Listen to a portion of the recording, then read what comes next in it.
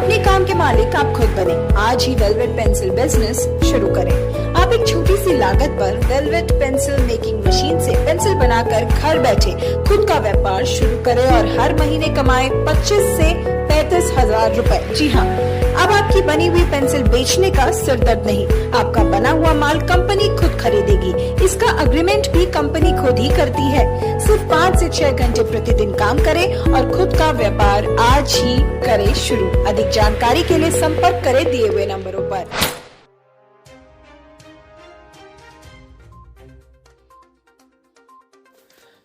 लाटागुड़ी जंगल के राष्ट्रीय राजमार्ग किनारे एक स्कूटर सहित युवक का खून से लथपथ शव बरामद किया गया। जानकारी मिली कि आज बुधवार दोपहर को स्थानीय लोगों ने गोरुमारा और लाटागुड़ी जंगल के बीच स्कूटर समेत युवक के शव को पड़ा देखा।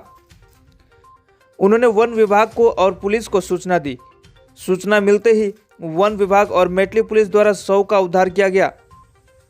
जानकारी मिली कि मृतक की पहचान मेटली हाटखोला इलाके के 23 वर्षीय शुभंकर सरकार के रूप में हुई। मेटली पुलिस सूत्रों के अनुसार शव को जलपाईगुड़ी सदर अस्पताल में शव परीक्षण के लिए भेजा गया है और मौत के कारणों की जांच शुरू कर दी गई है।